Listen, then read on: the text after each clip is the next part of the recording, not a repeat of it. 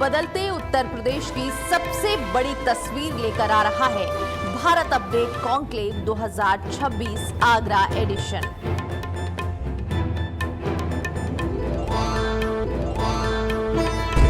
एक मंच जहां विजन होगा, एक संवाद जहां विकास की दिशा तय होगी।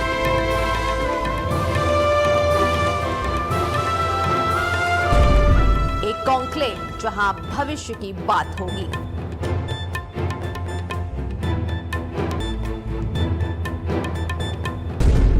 कुशल नेतृत्व, बढ़ता उत्तर प्रदेश।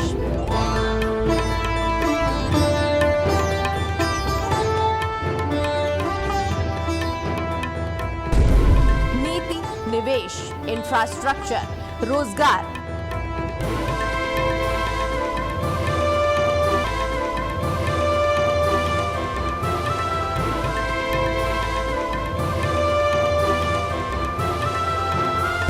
और नए यूपी के रोड मैप पर होगा बड़ा मंथन।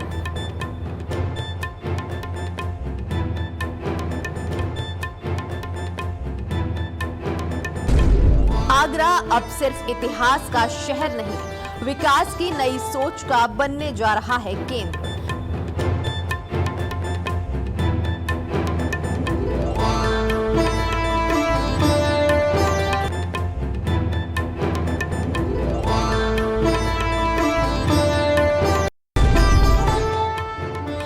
जून 2026, स्थान GMCC, Fatehabad road, Agra. Bharat update conclave 2026।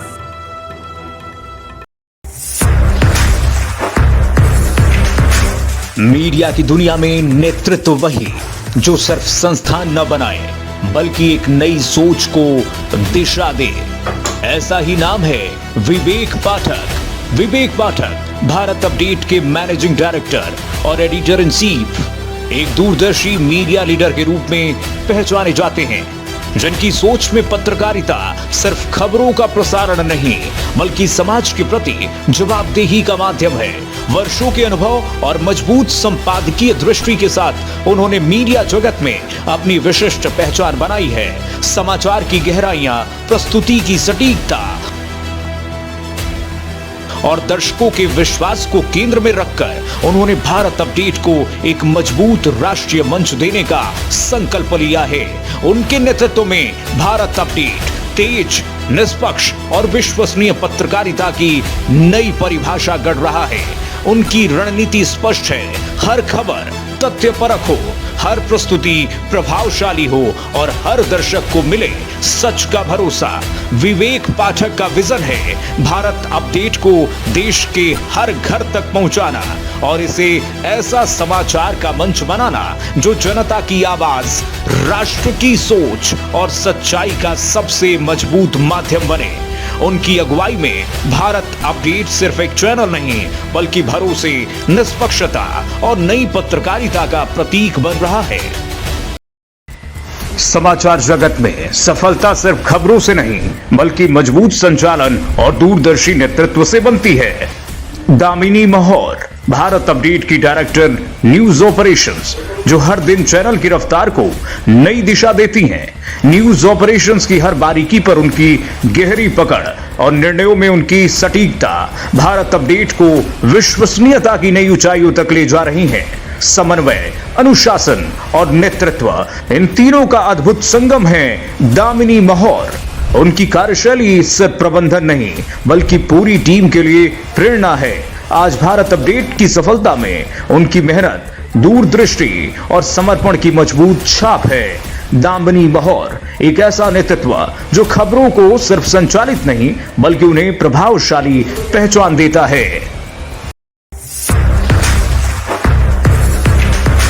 Media की दुनिया में नेतृत्व वही जो सिर्फ संस्थान न बनाए बल्कि एक नई सोच को दिशा दे।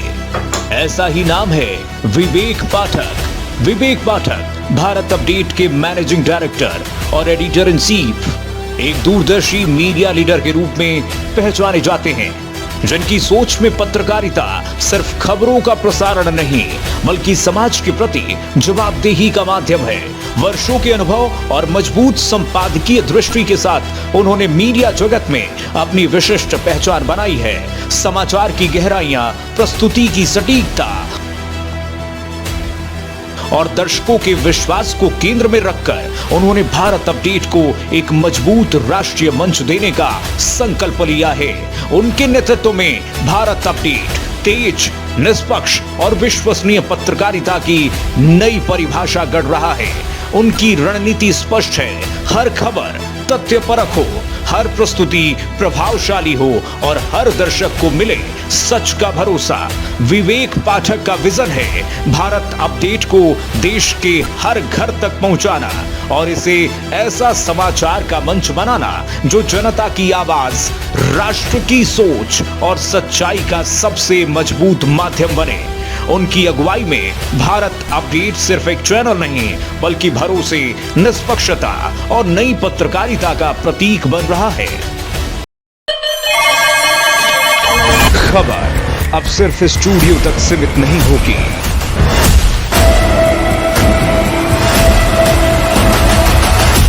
खबर अब शहर, हर गली और हर जमीन से होगी। अब देश देखेगा सबसे तेज, सबसे बड़ा नेटवर्क, दिल्ली से लेकर पूर्वांचल तक, पश्चिमी यूपी से लेकर पहाड़ों तक।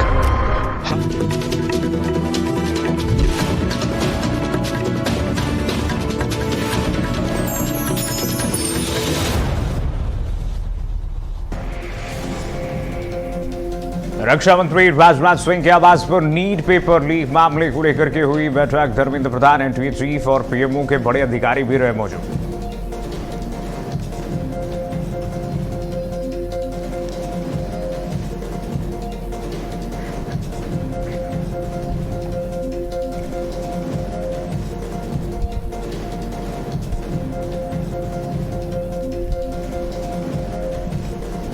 सीबीएसई मुख्यालय में शिक्षा मंत्री धर्मेंद्र प्रधान की अध्यक्षता में हुई हाई लेवल बैठक। कहा, सभी मुद्दों का समाधान किया जाएगा, छात्रों का हित हमारी प्राथमिकता।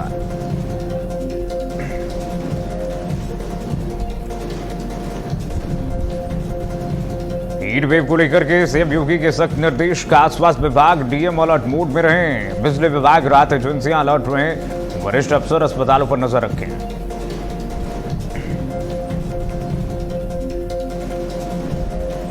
जल्द हो सकती है यूपी बीजेपी की नई टीम की तैयारी। यूपी में हाईकमान की मुहर के बाद होगी घोषणा। कई पदों में फेरबदल संभव, संगठन को मिलेगा नया स्वरूप।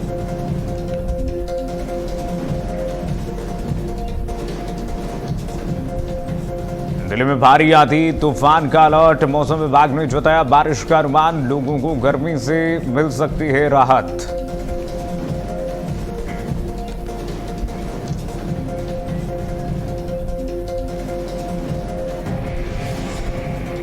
नमस्कार, बहुत स्वागत है आपका। भारत अपडेट देख रहे हैं आप, मैं हूं आपके साथ कीर्तिमान सिंह। बुलेटिन शुरुआत करते हैं बड़ी खबर के साथ। दिल्ली से बड़ी खबर आ रही है। सीबीएसई मुख्यालय में हाई लेवल बैठक हुई है। सीबीएसई री इवैल्यूएशन प्रक्रिया को लेकर के बड़ी बैठक हुई है। सीबीएसई की री इवैल्यूएशन प्रोसेस को लेकर के, प्रक्रिया को लेकर के बड़ी बैठक हुई है। शिक्षा मंत्री, एचआरडी मिनिस्टर धर्मेंद्र प्रधान की अध्यक्षता में बड़ी बैठक हुई है।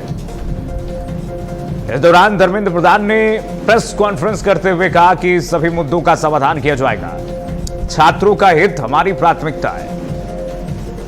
शिक्षा मंत्री धर्मेंद्र प्रधान ने कहा, छात्रों का हित हमारी प्राथमिकता है। सीबीएसई मुख्यालय में हाई लेवल बैठक हुई है। सीबीएसई री इवैल्यूएशन प्रक्रिया को लेकर के बड़ी बैठक। नीट पेपर लीक के बाद सीबीएसई की री इवैल्यूएशन को लेकर के शिक्षा मंत्री, देश के एचआरडी मिनिस्टर धर्मेंद्र प्रधान ने बड़ा बयान दिया है। शिक्षा मंत्री धर्मेंद्र प्रधान ने कहा कि छात्रों का हित हमारी प्राथमिकता, सभी मुद्दों का समाधान किया जाएगा। धर्मेंद्र प्रधान ने कहा कि छात्रों का हित हमारी प्राथमिकता है, सर्वोच्च प्राथमिकता है।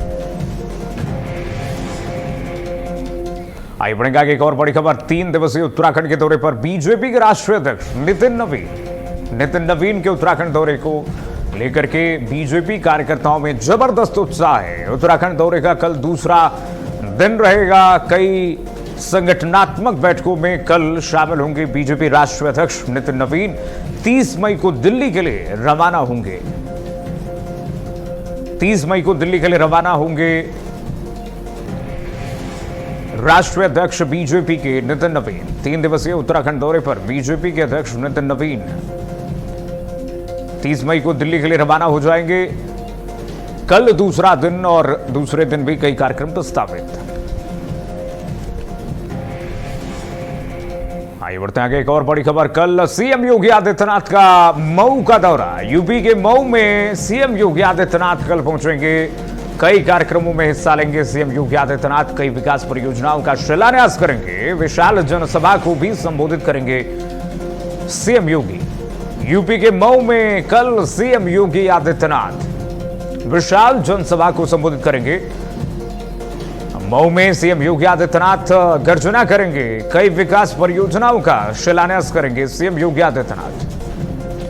उत्तर प्रदेश के मऊ जिले में सीएम योगी आदित्यनाथ कल विशाल जनसभा को संबोधित करेंगे। सीएम योगी आदित्यनाथ के पहुंचने से पहले प्रशासन अलर्ट मोड पर है। सुरक्षा के पुख्ता इंतजाम किए गए हैं। मऊ में सीएम योगी आदित्यनाथ की कल जनसभा होने वाली है।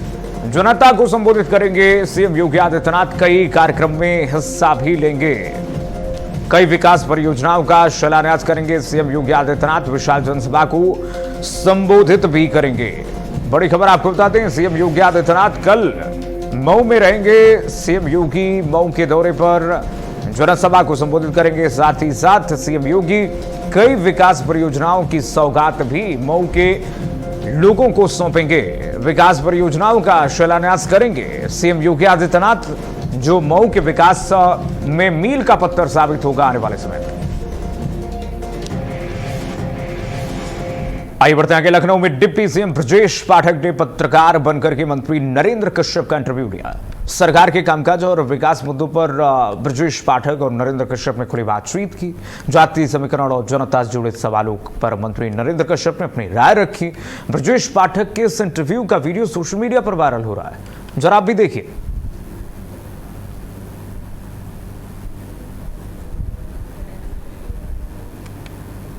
सोशल मीडिया पर ये क्लिप जो है इंटरव्यू का वो वायरल हो रहा है। डिप्टी सीएम ब्रजेश पाठक पत्रकार भूमिका में नजर आए। पत्रकार की भूमिका में उन्होंने नरेंद्र कश्यप से बातचीत की है। कई मुद्दों पर उन्होंने बातचीत की, जिसमें जातीय समीकरण थे। सोशल मीडिया पर इंटरव्यू का ये क्लिप वायरल हो रहा है। आइए बढ़ेंगे आगे। यूपी में 9 पीसीएस अफसरों के तबादले हो गए हैं। बड़ी खबर इस वक्त आपको बता दें, उत्तर प्रदेश में बड़ा प्रशासनिक फेरबदल हुआ है। बड़ी प्रशासनिक सर्जरी हुई है। 9 पीसीएस अफसरों के तबादले हुए हैं। विनोद कुमार सिंह अपर जिलाधिकारी मिर्जापुर बनाए गए हैं। गुलशन मुख्य राजस्व अधिकारी बलिया बनाए गए हैं। सुरेश कुमार पाल उप निदेशक बाल विकास पुष्टहार निदेशालय बनाए गए हैं। बरखा सिंह प्रधान प्रबंधक सहकारी चीनी मिल संघ बनाए गए। वहीं अविनाश कुमार गौतम को एसडीएम आजमगढ़ का कारोबार सौंपा गया है। अभिषेक वर्मा को एसडीएम फर्रुखाबाद का कारोबार सौंपा गया है। अमृता सिंह अपर जिलाधिकारी न्यायिक अमेठी बनाई गई हैं। अनूप कुमार को अपर नगर आयुक्त कानपुर नगर निगम की जिम्मेदारी सौंप दी गई है। ये नए कार्यक्षेत्र की सूची हम आपको दिखा रहे हैं। अधिकारियों के नाम के साथ पीसीएस अफसरों के तबादले हो गए हैं। बड़ी प्रशासनिक सर्जरी हो गई है।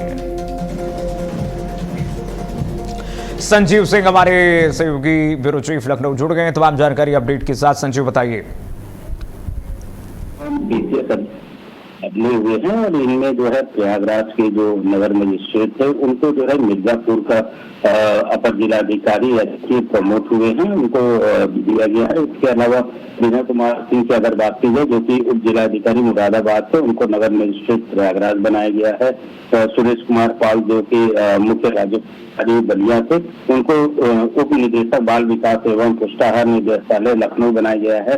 इसके अलावा जो है अभिषेक वर्मा को उप जिलाधिकारी फर्रुखाबाद और श्रीमती अमृता सिंह को अपर जिलाधिकारी अमेठी बनाया गया है और अनूप कुमार को अपर नगर आयुक्त कानपुर जो है बनाया गया है। तो ये कहा जा सकता है कि इसमें प्रमोशन और इसके अलावा जो रूप तबादले होते हैं उसके तहत जो है ये तबादले किए गए हैं, क्योंकि कुछ जगहों पर जो है प्रमोशन होने की वजह से जो है पोस्टें खाली हो गई थी और ये कहा जाता है इन पोस्टों के लिए जो है ये तबादले किए गए हैं। जी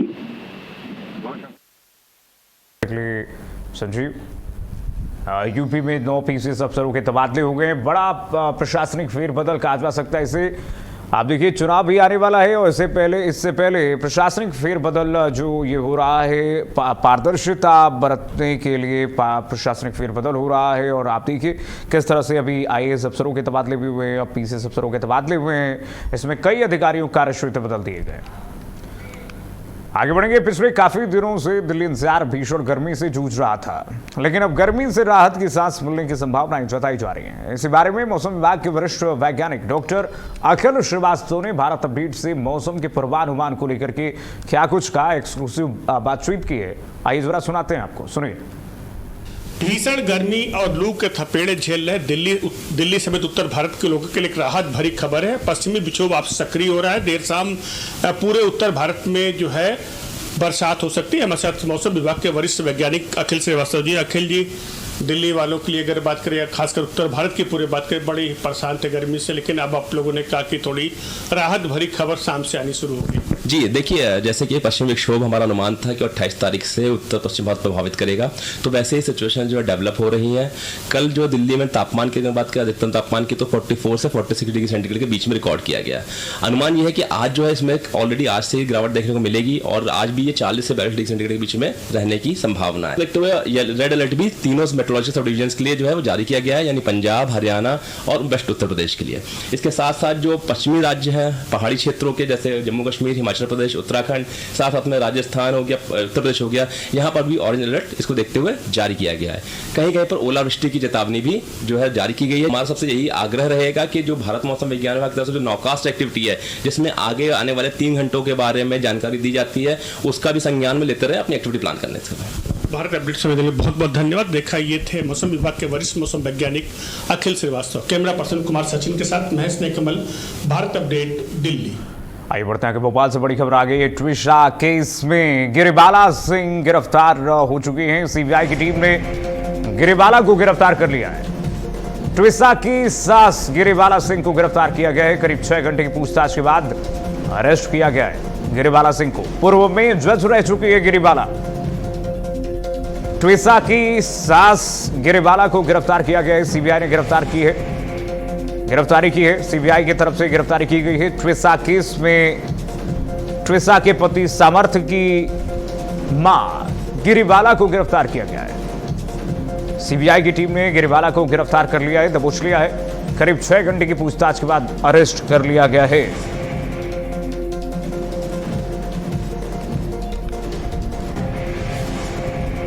और आगे बढ़ेंगे खबर यूपी के जनपद रायबरेली से, जहां पंचायत प्रतिनिधियों ने प्रदेश सरकार द्वारा प्रधानों का कार्यकाल बढ़ाए जाने पर मुख्यमंत्री के प्रति आभार व्यक्त किया है। राज्य मंत्री दिनेश प्रताप सिंह के आवास पर आयोजित कार्यक्रम में बड़ी संख्या में ग्राम प्रधान शामिल हुए और इस दौरान मंत्री ने कहा कि मुख्यमंत्री जनप्रतिनिधियों का सम्मान करना जानते हैं और वे स्वयं सांसद और विधायक रह चुके हैं। उन्होंने बताया कि सरकार ने प्रशासनिक हस्तक्षेप के बजाय प्रधानों को ही कार्यकाल का अधिकार बढ़ाकर के सशक्त किया है। दिनेश प्रताप सिंह ने दावा किया कि रायबरेली के अधिकतर प्रधान बीजेपी के साथ हैं और 2027 चुनाव में पार्टी जीत में अहम भूमिका निभाएंगे।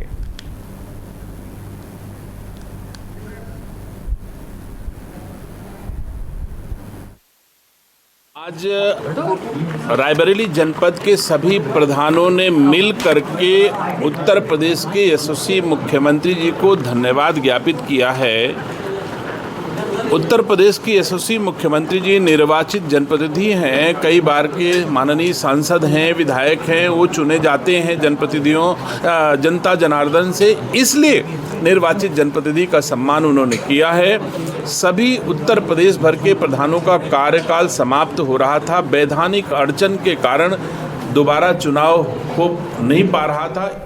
और अब खबर यूपी के मेरठ से है, जहां पर गंगा एक्सप्रेसवे पर थार और स्कॉर्पियो सवार युवकों का स्टंट करते हुए वीडियो वायरल हो रहा है। देखने को मिला है ये तस्वीर, देखिए जरा किस तरह से अराजकता की जा रही है। खरखौदा क्षेत्र के टोल प्लाजा पर आधे घंटे तक युवकों ने गाड़ियों को गोल गोल घुमा करके फिल्मी स्टाइल में खतरनाक स्टंट किए हैं और रील भी बनाई है। देखिए जरा, टोल टैक्स मांगने पर युवकों ने बैरियर तोड़ दिया और बिना भुगतान किए फरार हो गए। कुछ ही देर बाद ये तस्वीरें सामने आई हैं। पूरी घटना का वीडियो सोशल मीडिया पर वायरल हो रहा है। सूचना के बाद पुलिस ने मामले की जांच शुरू कर दी है और आरोपियों की तलाश की जा रही है। देख रहे हैं किस तरह से फिल्म स्टाइल में एक गाड़ी को घेर करके कई गाड़ियां गोल गोल घूम करके स्टंट करते हुए नजर आ रही हैं।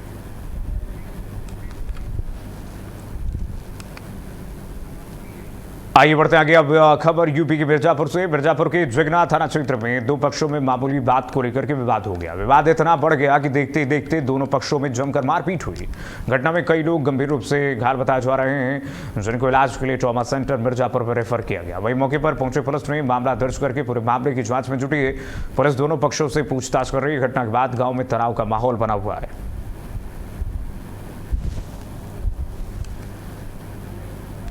तो मिर्जापुर के जगना में ताबड़तोड़ फायरिंग हुई है। कई घायल बताए जा रहे हैं। अस्पताल में इलाज जारी है घायलों का। पुलिस मामला दर्ज कर जांच में जुटी हुई है।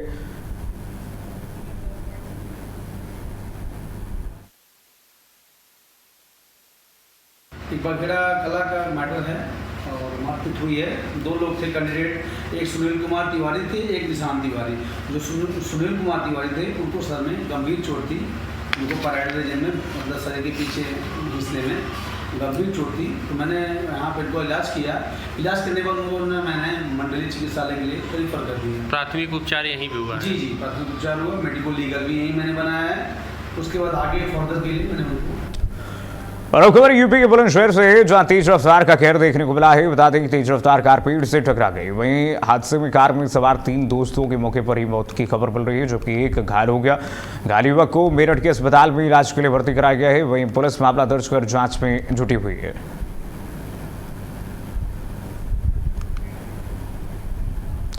और अब खबर यूपी के उन्नाव से है। उन्नाव में तेज रफ्तार का कहर देखने को मिला है, जहां मिट्टी से भरा एक तेज रफ्तार डंपर अनियंत्रित होकर के खाई में गिर गया। हालांकि घटना में किसी के हताहत होने की सूचना नहीं है। घटना के बाद मौके पर अफरा तफरी का माहौल बन गया। सूचना पर पहुंचे पुलिस ने मामले की जांच शुरू कर दी है। ये तस्वीरें आपको दिखा रहे हैं, उन्नाव की तस्वीर है। अनियंत्रित डंपर खाई में पलट गई, जिसके बाद अफरा तफरी की स्थिति हो गई।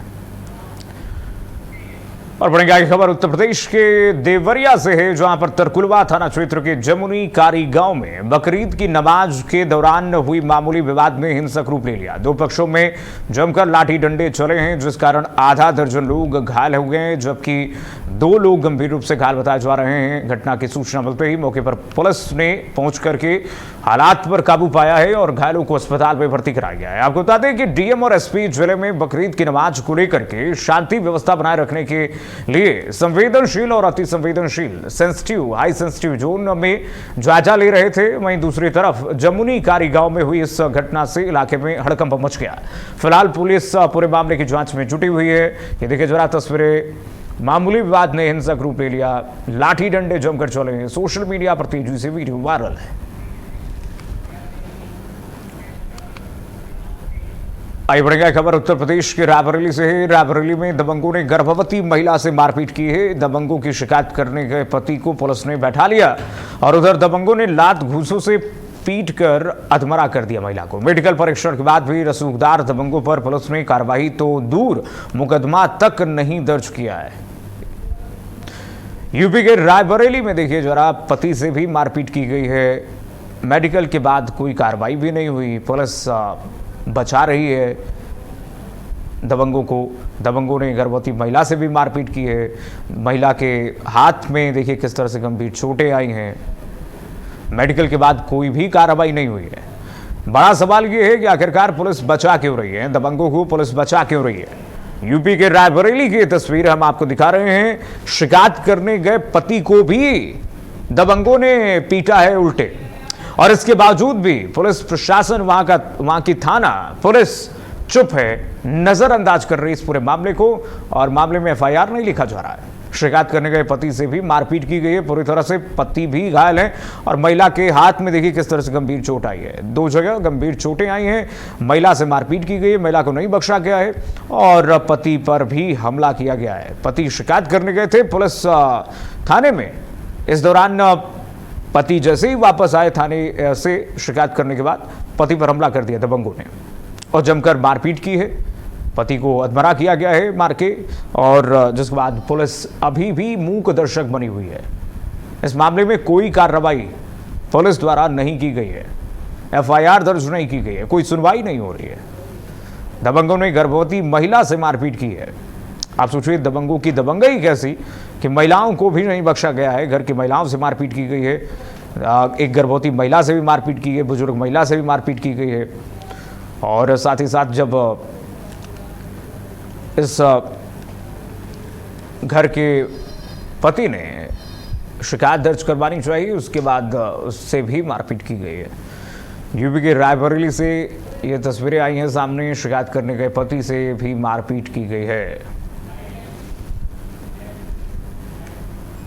इससे हुई कि मेरा पुराना घर बना हुआ है, चद्दर उड़ गई थी आंधी तूफान में, इसको हम सही कर रहे थे और इसीलिए परिवार वाले विवाद कर दिए और घर में मैं अकेली थी और हमको खूब गिरा के मारा। परिवार वाले सब जुट के लाठी डंडा ईंट से सब लोग गिरा के मारे, घसीट के बार उचार के। सिर में 3 जगह लगी है, हाथ में लगा है, घाव हो गया, काला पड़ा है तो सर पेट में लात मार दिया, पेट में भी दर्द है और पूरे शरीर में दर्द है। जी अलविदा बशीर साहब। उजाले अपनी यादों के हमारे साथ रहने दो, न जाने किस गली में जिंदगी की शाम हो जाए। आज यही शेर जैसे खुद अपनी तकदीर लिख गया। उर्दू अदब की नरम आवाज़, मोहब्बत को लफ्ज़ों की चादर उड़ाने वाले मशहूर शायर बशीर बद्र अब हमारे बीच नहीं रहे। 91 साल की उम्र में बशीर बद्र ने इस दुनिया को अलविदा कह दिया है, लेकिन उनकी गज़लें, उनके अल्फाज और उनकी तासीर शायद कभी नहीं जाएगी इस दुनिया से। आज जब उर्दू अदब का ये चमकता हुआ सितारा बुझ गया है तो ऐसा लग रहा है जैसे हिंदुस्तान की शाम कुछ और उदास हो गई हो। ये सिर्फ एक शायर का जाना नहीं है, ये उन अल्फाजों का बिछड़ना है जिन्होंने मोहब्बत को तहजीब सिखाई, दर्द को आवाज दी और तन्हाई को एक खूबसूरत भाषा। आइए पेश है हमारी रिपोर्ट। कुछ तो मजबूरियां रही होंगी, कुछ तो मजबूरियां रही होंगी। यूं कोई बेवफा नहीं होता। कहा जाता है कि हर बड़ा शायर अपनी जिंदगी का सबसे बड़ा किस्सा खुद होता है। बशीर बद्र भी एक ऐसी ही खुली किताब थे जिसके हर पन्ने पर कभी मोहब्बत थी, कभी जुदाई, कभी रात में बदला घर, तो कभी तालियों से गूंजता मुशायरा। वो शायर जिसने उर्दू को मुश्किल लफ्जों से निकालकर आम लोगों की धड़कनों तक पहुंचा दिया। वो शायर जिसने मोहब्बत को आसान लफ्ज दिए, तन्हाई को आवाज दी और दर्द को इतनी तहजीब से लिखा कि पढ़ने वाला रो भी दे और मुस्कुरा भी दे। आज जब बशीर बद्र नहीं रहे तो सिर्फ एक शायर नहीं गया, उर्दू अदब का एक पूरा दौर रुखसत हो गया है। अयोध्या से अदब तक। 15 फरवरी 1935 उत्तर प्रदेश के अयोध्या में एक बच्चे ने जन्म लिया। नाम रखा गया बशीर बद्र। किसे पता था कि यही बच्चा आगे चलकर उर्दू शायरी का वो दरवाजा बनेगा जहां से मोहब्बत सदियों से गुजरती रहेगी। बचपन किताबों के बीच बीता, लफ्जों से रिश्ता बहुत जल्दी जुड़ गया था। कहते हैं कि कुछ लोग बोलने से पहले महसूस करना सीख जाते हैं। बशीर बद्र उन्हीं में से एक थे। उन्होंने अलीगढ़ मुस्लिम यूनिवर्सिटी से पढ़ाई की, उर्दू साहित्य में पीएचडी की, फिर प्रोफेसर बने। लेकिन सच ये है कि उनकी असली यूनिवर्सिटी जिंदगी थी। वो लोगों को पढ़ते थे, चेहरों को समझते थे और फिर उन्हें शेर बना देते थे। वो शायर जो दिलों में रहता था। बशीर बद्र की सबसे बड़ी खूबी ये थी कि उन्हें समझने के लिए उर्दू जानना जरूरी नहीं था, दिल होना जरूरी था। उनकी गजलों में इश्क था, लेकिन वो फिल्मी इश्क नहीं, वो वाला इश्क जो चाय ठंडी होने तक किसी का इंतजार करता है। उनकी शायरी में बारिश थी, पुरानी गलियां थी, तन्हा कमरे थे और वो लोग थे जो भीड़ में भी अकेले रह जाते हैं। हाथ भी न मिलाएगा, जो गले मिलोगे तपाक से। ये नए मिजाज का शहर है, जरा फासले से मिला कर। इस एक शेर में उन्होंने पूरा दौर लिख दिया था। मुशायरों में जब वो पढ़ते थे तो सिर्फ तालियां नहीं बजती थी, लोग अपने अंदर उतरने लगते थे। वो दर्द लिखते थे तो उसमें नफरत नहीं होती थी, वो जुदाई लिखते थे तो उसमें शिकायत कम, एहसास ज्यादा होता था। दुश्मनी जमकर करो, लेकिन ये गुंजाइश रहे जब कभी हम दोस्त हो जाएं तो शर्मिंदा ना हो। ये शेर सिर्फ मुशायरों में नहीं गूंजा, सियासत के गलियारों तक पहुंचा। कहा जाता है कि शिमला समझौते के समय तत्कालीन प्रधानमंत्री इंदिरा गांधी ने पाकिस्तान के जुल्फिकार अली भुट्टो को ये शेर सुनाया था, जब जिंदगी राख बन गई। कि लोग टूट जाते हैं एक घर बनाने में, तुम तरस नहीं खाते बस्तियां जलाने में। लेकिन हर शायर के हिस्से में सिर्फ चांदनी नहीं आती। 1987 के मेरठ दंगे, आग सिर्फ शहर में नहीं लगी थी, बशीर बद्र की जिंदगी में भी लग गई थी। उनका घर जला दिया गया, किताबें, डायरी, हजारों लिखे हुए शेर, बरसों की मेहनत सब राख हो गया। सोचिए, एक शायर के लिए उसके अल्फाज खो जाना क्या होता होगा। लेकिन यही बशीर बद्र सबसे बड़े बन जाते हैं। उन्होंने नफरत नहीं लिखी, उन्होंने बदला नहीं लिखा, उन्होंने दर्द को भी मोहब्बत की भाषा दी। मेरठ छोड़कर वो भोपाल आ गए और फिर वहीं से उनकी शायरी पूरे मुल्क में फैलती रही, जैसे राख से उड़ती हुई कोई खुशबू। शायरी जो लोगों की जिंदगी बन गई। बशीर बद्र किताबों तक सीमित नहीं थे, वो लोगों की आदत बन गए। किसी की अधूरी मोहब्बत में उनका शेर था, किसी की तन्हाई में उनका मिसरा। मोहब्बत में टूटा आशिक हो या तन्हा बूढ़ा आदमी, हर किसी को उनकी गजलों में अपना हिस्सा मिल जाता था। अगर तलाश करूं कोई मिल ही जाएगा, मगर तुम्हारी तरह कौन मुझको चाहेगा। तुम्हें जरूर कोई चाहतों से देखेगा, तुम्हें जरूर कोई चाहतों से देखेगा, मगर वो आंखें हमारी कहां से लाएगा। उनका शेर व्हाट्सएप स्टेटस बने, मुशायरों की जान बने, फिल्मों तक पहुंचे और नई पीढ़ी तक भी उसी गर्माहट के साथ पहुंचे। व्हाट्सएप आने से पहले भी लोग उनके शेर याद रखते थे और आज सोशल मीडिया के दौर में भी उनकी लाइनें दिलों पर लिखी जाती हैं। उन्हें पद्मश्री मिला, साहित्य अकादमी सम्मान मिला, लेकिन असली इनाम वो मोहब्बत थी जो उन्हें हर मुशायरे में मिलती थी। एक शायर कभी नहीं मरता। आज बशीर बद्र नहीं है, लेकिन सच तो ये है कि शायर कभी मरते नहीं। वो अपनी गजलों में सांस लेते रहते हैं, कभी किसी अधूरी मोहब्बत में, कभी किसी बरसाती रात में, तो कभी किसी अकेले इंसान की खामोशी में। जब भी कोई अकेला इंसान रात में उनकी गजल पढ़ेगा, वो वहीं होंगे। जब भी कोई मोहब्बत में टूटकर उनका शेर याद करेगा, वो वहीं होंगे।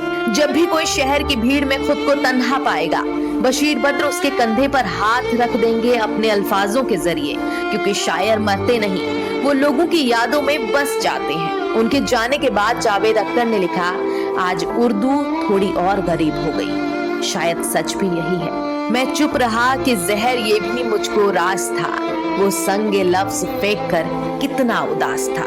आज उर्दू अदब उदास है, मुशायरे खामोश है और हिंदुस्तान की तहजीब का एक खूबसूरत पन्ना इतिहास बन गया है। लेकिन बशीर बद्र की गजलें अब भी हवाओं में तैर रही हैं, धीरे धीरे, बहुत धीरे, जैसे कोई पुरानी मोहब्बत आखिरी बार आवाज दे रही हो। यूं ही बेसबब न फिरा करो, कोई शाम घर भी रहा करो। वो गजल की सच्ची किताब है, उसे चुपके पढ़ा करो। बशीर बद्र को डिमेंशिया ने भले ही यादों के धुंधलके में धकेल दिया हो, वक्त ने उनकी कई बातें उनसे छीन ली हो, लेकिन उनके अल्फाज आज भी लोगों के दिलों में वैसे ही जिंदा हैं। जो शख्स खुद बहुत कुछ भूलने लगा था, उसे दुनिया कभी नहीं भूलेगी। क्योंकि कुछ लोग अपनी याददाश्त से नहीं, अपने लफ्जों से हमेशा याद रखे जाते हैं। Bureau report, Bharat update.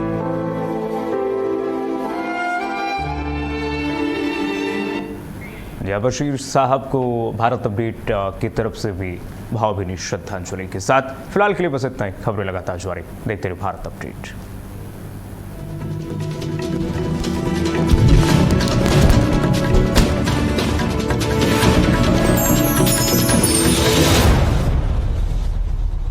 खबरों की दुनिया में भारत अपडेट न्यूज चैनल की धमाकेदार एंट्री। आपका अपना चैनल भारत अपडेट अब आप देख सकते हैं टाटा प्ले के चैनल नंबर 574 और जियो टीवी के चैनल नंबर 2070 पर 24 घंटे 7 दिन। सनातन आस्था के 4 धामों, अनेक शक्तिपीठों और पर्वतराज हिमालय की पुण्य भूमि उत्तराखंड, जहां आस्था हिमालय की वादियों में गूंजती है, जहां प्रकृति और अध्यात्म एक साथ साकार होते हैं और जहां हर यात्रा दिव्यता, अनुभूति और आत्मिक शांति का अद्भुत संगम बन जाती है। इसी दिव्यता का प्रतीक है 4 धाम यात्रा। आज जब लाखों श्रद्धालु इस पावन यात्रा का हिस्सा बन रहे हैं, तब माननीय प्रधानमंत्री श्री नरेंद्र मोदी ने उत्तराखंड आने वाले प्रत्येक श्रद्धालु से 5 आग्रह किए हैं। पहला आग्रह है स्वच्छता का। तीर्थयात्री पवित्र धामों और नदियों को स्वच्छ बनाए रखते हुए यात्रा को सिंगल यूज प्लास्टिक से मुक्त रखने में सहयोग दें। इसी तरह दूसरा आग्रह है प्रकृति और पर्यावरण संरक्षण का, जिसमें सभी श्रद्धालुओं से एक पेड़ माँ के नाम अभियान में सहभागी बनने की अपील की गई है। तीसरा आग्रह एक भारत श्रेष्ठ भारत की भावना के अनुसार अपने सहयात्रियों की सहायता करें। चौथा आग्रह अनुशासन और मर्यादा का, यात्रा सुरक्षित रहे इसके लिए यातायात नियमों का पालन करें। पांचवा आग्रह वोकल फॉर लोकल, यानी तीर्थयात्री जब उत्तराखंड आए तो यहाँ के मेहनतकश हाथों से तैयार स्थानीय उत्पादों को जरूर खरीदें। मुख्यमंत्री श्री पुष्कर सिंह धामी भी इकोलॉजी और इकोनॉमी में संतुलन बनाए रखते हुए विकसित भारत में विकसित उत्तराखंड के लक्ष्य की ओर बढ़ रहे हैं। इसी क्रम में 4 धाम यात्रा को और अधिक सुरक्षित और सुव्यवस्थित किया गया है। यात्रियों से अनुरोध है कि यात्रा पर निकलने से पहले registration and tourist care .uk.gov.in पर ऑनलाइन रजिस्ट्रेशन अवश्य करें। तो आइए आप भी देवभूमि की पवित्रता और प्राकृतिक सुंदरता की रक्षा का संकल्प लें, ताकि ये यात्रा आस्था के साथ साथ संकल्प की भी यात्रा बने।